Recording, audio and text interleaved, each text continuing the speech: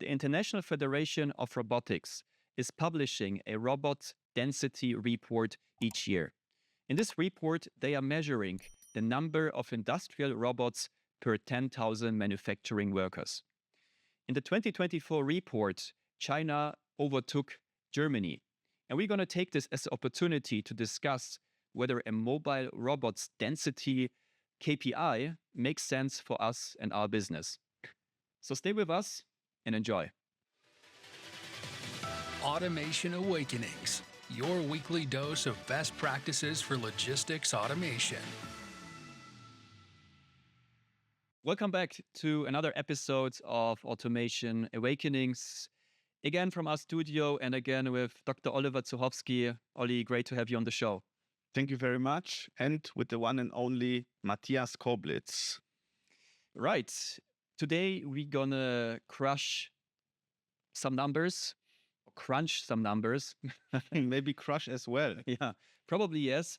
We're going to discuss the mobile robots density KPI. Oh, yes. As I said in the teaser, it created a lot of buzz here in Germany because in 2024, China overtook Germany in the number of industrial robots per 10,000 manufacturing workers.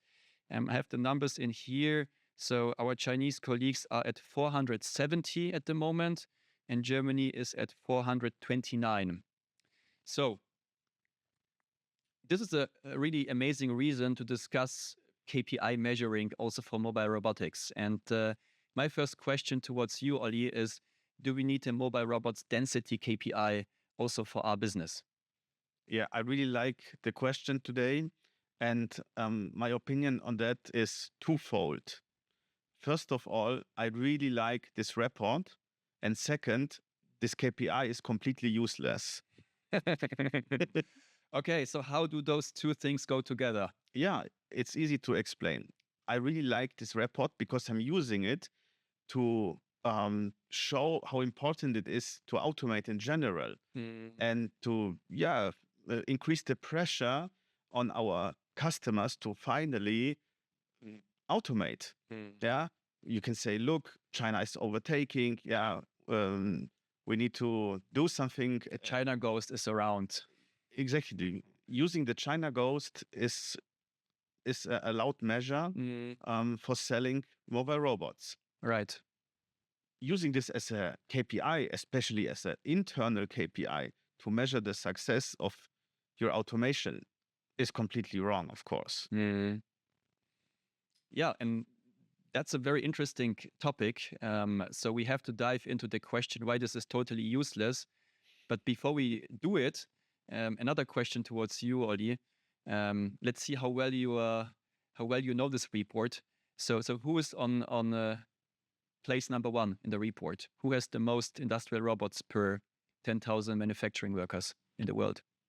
It's not China, by the way. Oh, then I have to guess. Is it Japan? Japan is number 5. Oh, really? Mm-hmm. Okay. I didn't know. I also thought they're higher. Actually, it's South Korea. Okay, wow. With a buzzing 1,012. So they've only industrial robots. They are only robots, no humans anymore. They have a lot, obviously. Yeah, they have a lot. Cool. So, that's just a fun fact. But let's get back to the topic of our episode. So we agree, actually, I agree to this as well, that counting robots as a success KPI for your automation journey is just bullshit, to be honest. Because it's not about implementing a mere number. It's about what, Olli? It's about saving money. Correct. So especially if you are in logistics, and logistics is always seen as a mere cost. I mean, you earn money, at least as an industrial company, you earn money by producing and selling stuff, not by doing logistics.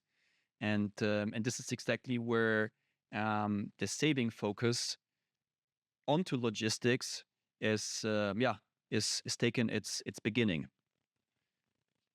Yes, the topic is the people who are implementing mobile robots are usually tech guys, geeks who love technology. And of course, they want to have more robots in their fleet. They want to have mixed fleets, um, orchestrated with VDA, with the holistic fleet manager. So it gets really techy and complex. So they can use their mastermind to manage all of that. Yeah, Yeah, but this is not why we are automating. that's right. Yes, the reason is a different one. So, what are more suitable KPIs to measure success with mobile robots, Oli? Yeah, I have a very simple approach here. As a logistics guy, I have basically two KPIs: inventories and logistics cost. And why I'm automating? To decrease logistics cost, because Stop. How about quality, like delivery quality, like the how do you say the yeah, simply the my God, no, I'm really missing this word. Are you delivering what the customer demanded? Yeah, right time, right quantity, right shape, right? Like all of those 7 R's of logistics. Yeah, sure. How about quality? Yeah, it's important, but for me, that's part of the logistics costs. Because if you are delivering too late, too slow, wrong labels, you pay fees, you have to organize special freights, Okay. and it just costs more. But yes, sure, you can also have a third column, which is logistics quality or delivery quality. Right. Yeah. On time. Right time, right place. Yeah. Right quantity, right shape, etc. Okay, good. Yeah. Now, just to have this clear. Yeah. You're right. Because if academia will listen to this podcast, then of course we have to be covered from all sides. Understood. Okay, so we have inventory and we have costs. So now how do we connect that with mobile robotics? Most of your costs internally are personal costs to run your logistics operations. And all of them are sitting in your warehouse or as point of use providers close to the shop floor, depending how you divide the cost between logistics and manufacturing, for example. Yeah. So if you automate, you bring down those costs by using robots instead of human labor. So you pay basically robots, which are cheaper than paying people to transport goods. Right. Yeah. Yeah, to fulfill the production demands and to do your shipping processes and so on. And I'm a straightforward person, so also I like simple KPIs, and this is why you automate, and this is also how you measure the success of your automation story. What were your costs before and after automating with mobile robots? Very easy. So if we put this into a KPI metric, would it be FTE, full-time employees, saved per mobile robot, or is there anything else that comes to your mind? Yeah, that's the KPI in between. But in the end, money saved with mobile robots. It's money saved. Yeah, exactly. Yeah. Makes sense. Any other KPIs that we should consider here? Mobile robots availability, for example, or mobile robots, usage. Yeah. I mean, I've seen several master and bachelor theses which were trying to somehow create a catalog of KPIs to answer the question, how digital is your factory? How automated is your factory? Right. And that's interesting. But still it's an academic, scientific discussion. And uh, how useful these KPIs in your daily work are is questionable. But of course, you can break down this automation KPI to how many transports are you doing with a manual operator versus a mobile robot in terms of number of transported units, for example. Yeah, like I'm transporting 100 pallets per day with the robot and 500 with a human operator. And this ratio could be a interesting KPI for sure, because it's always interesting to have the comparison between your mobile and your manual work and your automated work. Okay, right. So I think that's clarified. So savings per mobile robot would be the right KPI here. The most suited KPI may be to measure your success in terms of automation, mobile robots automation. Now you mentioned something very important, Olli. You mentioned that very often there is an intrinsic motivation for certain deciders or project leads to have a really big and complex and astonishing project in their facility. How to now best moderate a discussion, a internal discussion that should question the fact that a bigger fleet is the better choice. Yeah, interesting.